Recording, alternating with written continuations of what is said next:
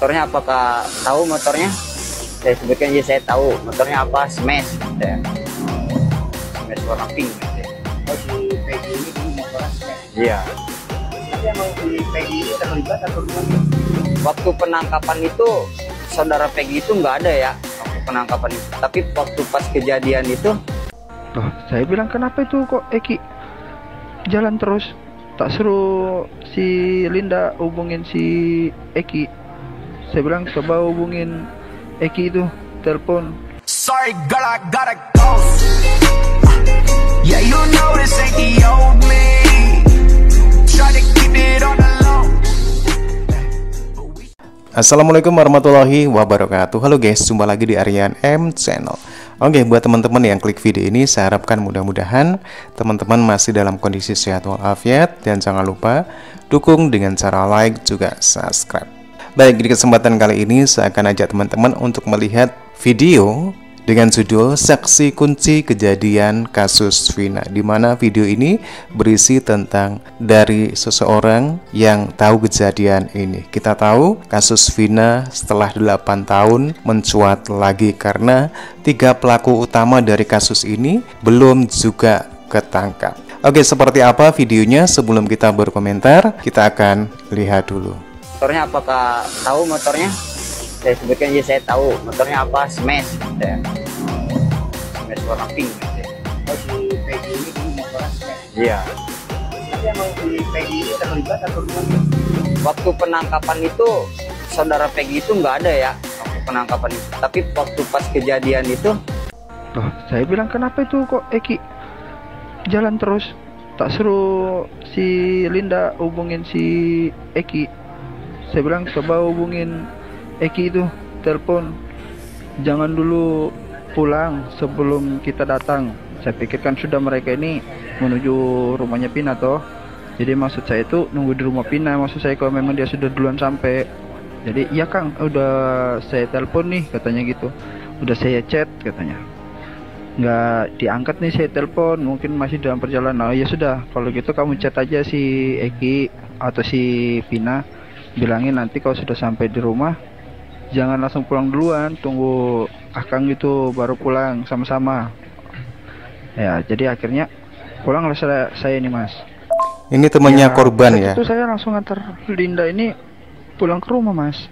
Nah, pulang ke rumah, setelah sampai di rumah saya tanya lagi loh, kok si Eki sama Pina kok belum sampai ya? Coba ditelepon, saya telepon nggak diangkat, berapa kali saya telepon nggak diangkat. Linda ini langsung masuk. Setelah dia masuk rumah, saya putar balik tuh, putar balik.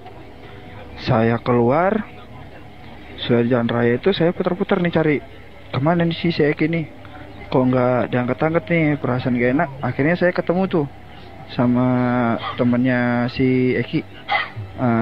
Dia bilang begini, Kang, susul si Eki ke jembatan Play apa itu. Dia bilang susul Eki di jembatan apa gitu, dia bilang malam itu. Dia bilang si Egi sama kawan-kawannya tuh mau berantem tuh, mau kasih pelajaran ke Eki itu. Nah, akhirnya saya nih, Eki ini korban. langsung lah saya nih langsung meluncur ke lokasi tuh. Sebelum sampai di jembatan itu, saya itu melewati ini SMP 11. Nah, di SMP 11 itu saya taruh motor tuh. Saya taruh motor, saya lihat tuh mereka tuh di dalam. Saya juga nggak berani untuk masuk ke dalam karena ini Pina sama Eki ini sudah dipukulin gitu. Tuh ada warung yang masih buka ya Mas, yang nggak buka full, maksudnya itu sudah mau tutup lah. Di situ tuh ada laki-laki Mas, saya ajakin untuk masuk ke dalam, nggak berani. Nah, dia nggak berani masuk ke dalam, akhirnya saya lah memberanikan diri ngendap-ngendap. Akhirnya mereka itu ya Mas, jadi pas setelah saya sudah ngendap-ngendap, saya ngelihat itu penyiksaan di 11 orang itu Mas. Semuanya tuh ya itu Pina itu Mas. Saya mau maju tapi saya nggak berani. apa nanti saya jadi yang ketiganya, saya bilang begitu kan. Ya, kalau si Eki di lokasi itu juga sudah nggak bisa ditolong. Jadi setelah Pina selesai digituin, mereka bawa ke jembatan itu. Nah, di situ mereka taruh Eki dan Pina ya. Setelah mereka pergi tuh, saya ngampirin. Saya sempat tuh megang si pertama tuh, saya megang Eki ya. Di situ memang sepi betul lah mas. Akhirnya saya tuh megang Eki, saya periksa Eki, nggak ada, memang sudah pergerakan. Jadi saya pindah ke Pina. Pina ini kan sudah sebagian bawahnya kan jadi saya yang terakhir nutupin si Pina pakai baju TC itu. Saya yang nutupin terakhir itu. Tuh Pina masih ngerespon saya tuh. Pina masih bernapas, masih ibaratnya membuka mata lah. Saya sempat bilang, maaf Neng, Akang terlambat datangnya. Dia cuma mengeluarkan air mata gitu ya mas. Dia cuma mengeluarkan air mata, ingin ngasih tahu tuh ada yang mau disampaikan ke saya, tapi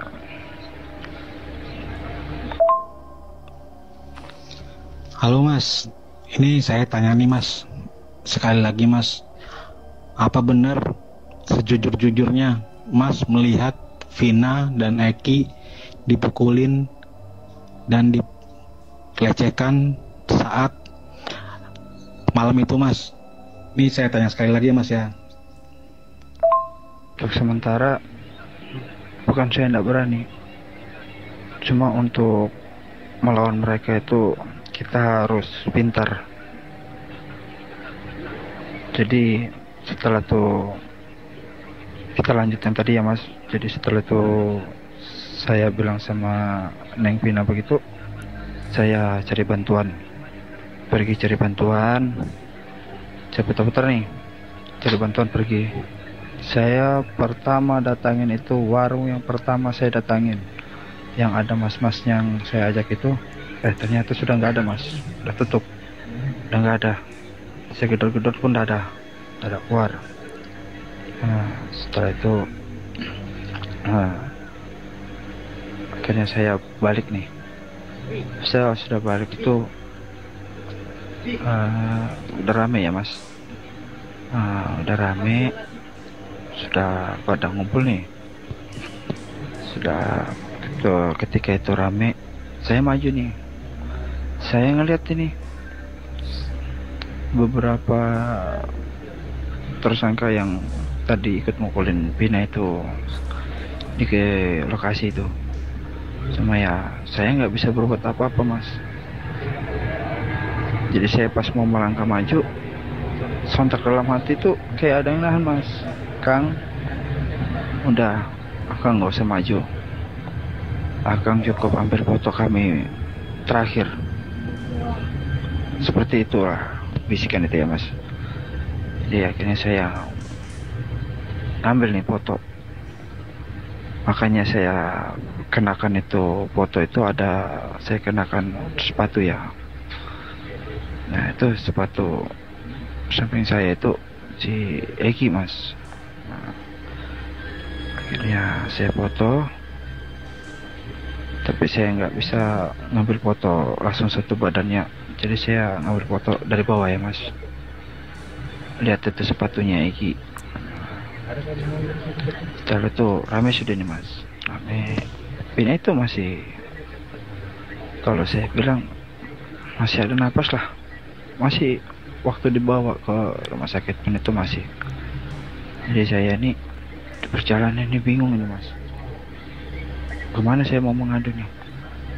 Akhirnya saya punya teman yang satu kampung, saya cerita nih, ayo kita ke rumahnya Vina.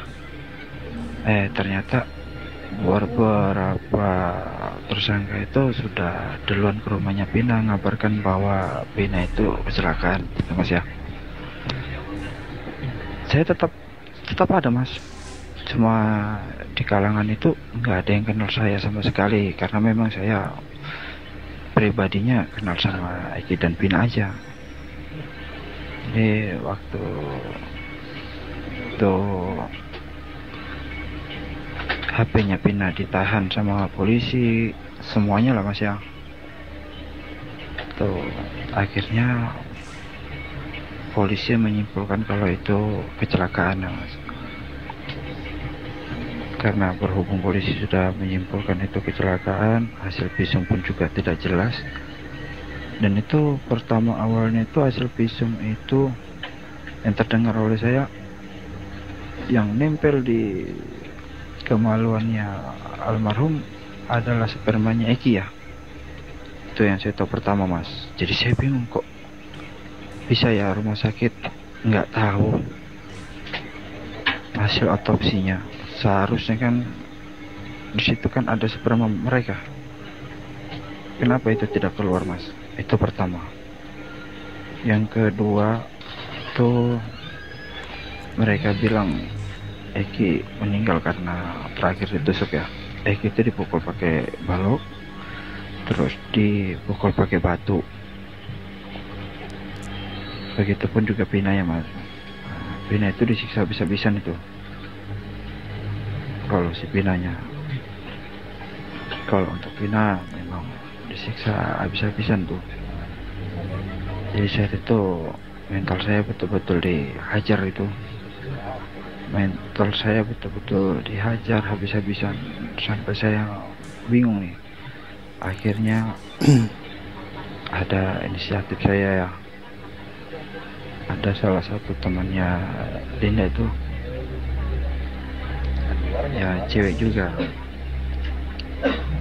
Ternyata si Linda ini suka sama si Eki,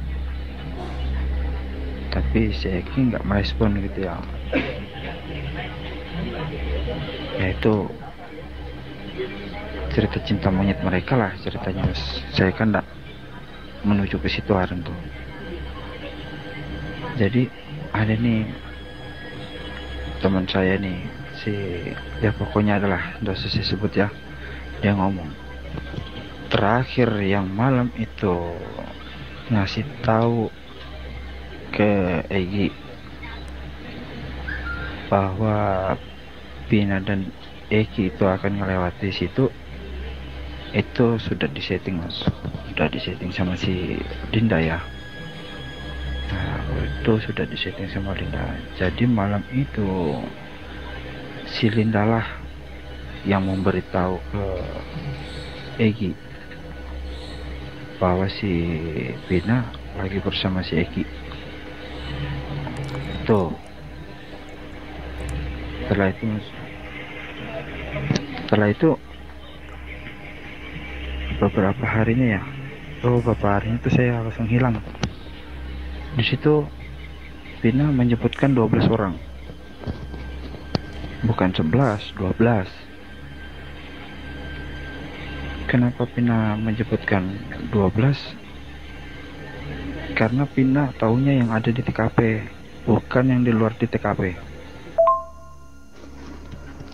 Nah, Mas, saya penasaran sama ini nih, pas kejadian di eksekusinya itu.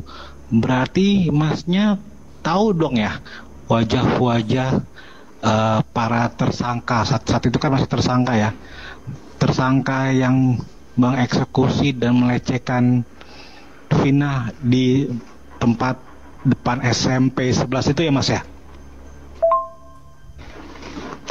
Dan kalau memang tahu wajah-wajahnya, apakah para tersangka yang diciduk polisi saat itu merupakan orang-orang yang Mas lihat di TKP di malam itu? Kalau untuk yang 8 tersangka itu sudah saya pastikan iya, Mas. Nggak ada yang katanya salah tangkap.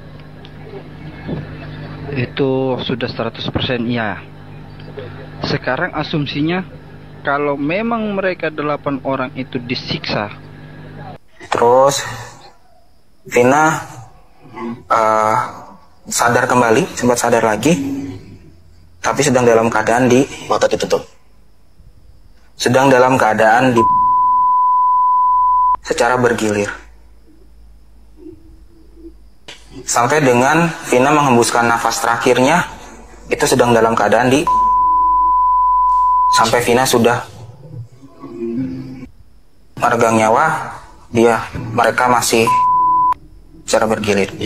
Bahkan ada beberapa dari mereka yang tubuh Vina ketika memang sudah tidak bernyawa. Terus jasad mereka dibuang di lokasi yang kedua, Yang di tempat rekayasa itu. ya, dibuang di di bawah kayak ada jembatan Selokan. Bono.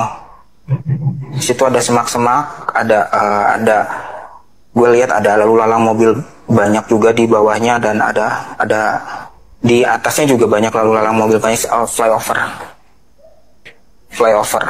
Jadi mayatnya Vina dibuang di situ sama mayatnya jenazah ya pacarnya. Terus si kendaraannya ini dibiarkan di tempat itu juga dalam keadaan kendaraan juga sudah hancur. Oke teman-teman ya, demikian videonya. Diduga rekaman dari saksi kunci kejadian kasus Vina yang sekarang mencuat lagi dan lagi viral. Memang kita orang awam kalau kita melihat kasus ini dari tahun 2016 hingga sekarang 3 DPO pelaku utamanya belum tertangkap. Ini terkesan memang ada yang ngatur ya agar 3 pelaku ini tidak tertangkap. Oke, mudah-mudahan kasus ini cepat selesai, pelaku utamanya cepat bisa ketangkap. Oke teman-teman ya, demikian videonya yang terkait dengan kasus Vina. Bagaimana nih menurut teman-teman? Silahkan teman-teman bisa berkomentar, jangan lupa like juga subscribe. Terima kasih dan wassalamualaikum warahmatullahi wabarakatuh.